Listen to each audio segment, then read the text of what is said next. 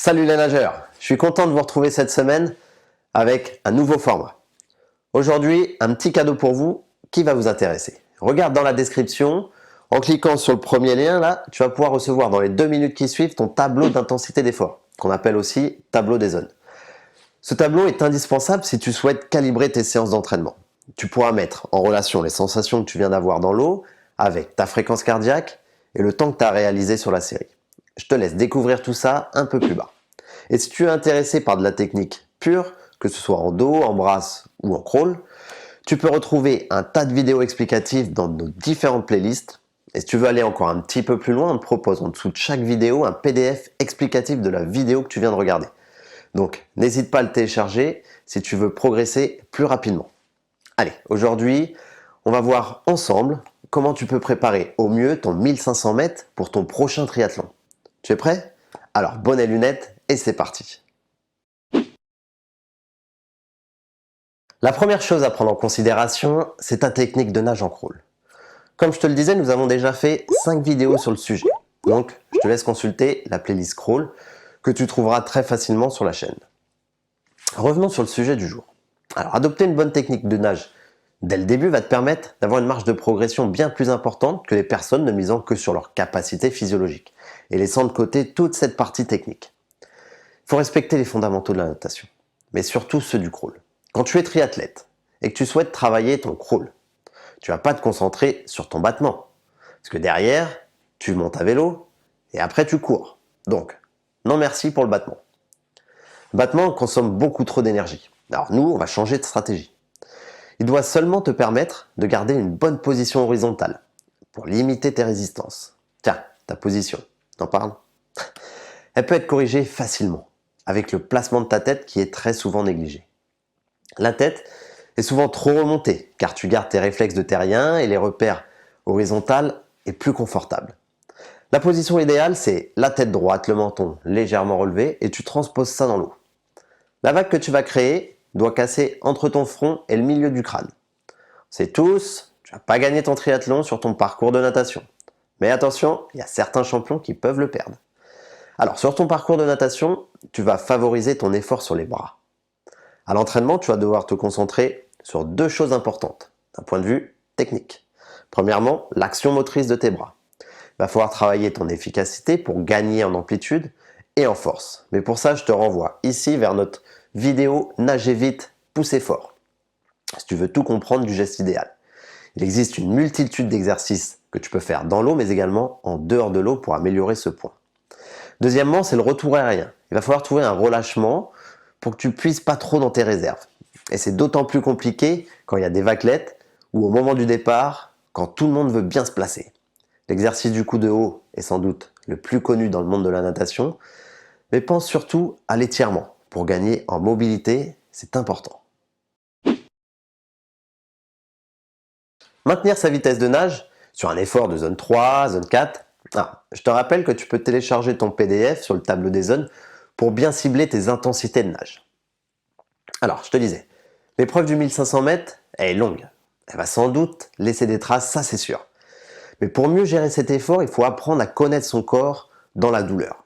Si on suit scrupuleusement le tableau des zones, le 1500 mètres est considéré comme un effort de zone 3, voire presque zone 4, qui est dans la zone mixte. Une zone un petit peu barbare en natation et que tu sollicites assez souvent. Il va falloir travailler régulièrement dans cette zone d'effort lors de tes entraînements pour pouvoir maintenir cette vitesse le plus longtemps possible.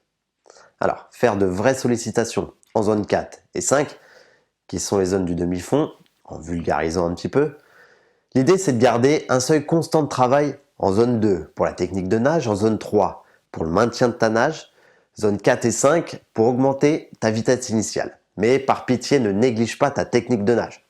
Si tu nages plus de 30 minutes au 1500 mètres, alors je vais être honnête avec toi, concentre-toi simplement sur ta technique de nage. Ta marge de progression est bien plus importante par ce chemin-là. Il y a 2 choses qui me semblent importantes dans les conditions réelles de course. Tout d'abord, ton orientation, qui me semble essentielle si tu veux faire 1500 mètres et non pas 1800 mètres. Et la combinaison, je vais mettre un bémol là-dessus, parce que c'est uniquement si l'eau est en dessous de 21,9, selon le règlement de la Fédération française de tri.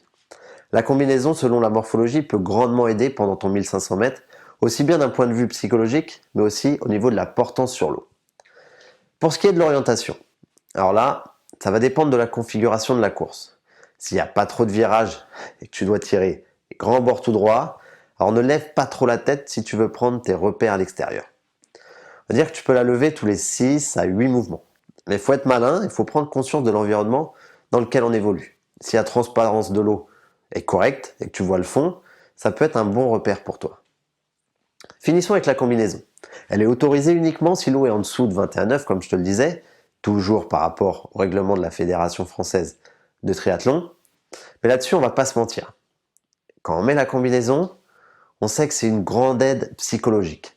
Que ce soit en natation ou en triathlon, on est toujours plus à l'aise à l'approche d'une course quand on sait que la combinaison va être autorisée. Alors, nous allons parler un peu de la combinaison en triathlon. Elle est plus épaisse que les combinaisons de natation puisqu'elle varie entre 2 et 4 mm. Et elle améliore grandement ta portance sur l'eau. Donc, très avantageux pour les débutants. Si ton objectif, c'est de participer à un triathlon, mais que tu sais toujours pas nager en crawl, ou si tout simplement tu souhaites apprendre le crawl, avec Nicolas, nous avons conçu un programme, étape par étape, pour débuter en crawl.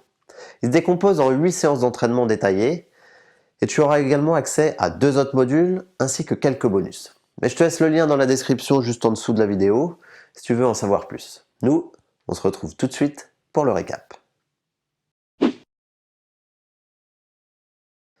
Alors, plusieurs petites choses à retenir de cette vidéo. Tout d'abord, ne néglige pas ta technique de nage, car tu vas avoir sûrement plus de chances d'améliorer tes chronos en travaillant sur cet aspect, plutôt qu'en te focalisant sur le fait d'enchaîner des séries en aéro. En ayant une bonne technique, tu t'économiseras et tu pourras mieux enchaîner ta partie vélo et course qui vont suivre. Par contre, si tu as déjà une bonne technique de nage, alors calibre correctement tes entraînements en fonction des zones d'effort. Tu retrouveras ton tableau gratuitement juste ici en dessous dans la description.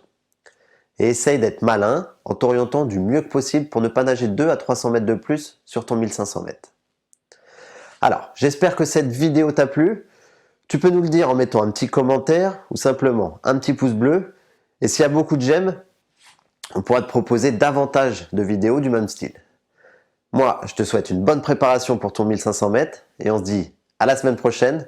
Et en attendant, n'oublie pas, nager c'est bien, mais bien nager c'est mieux.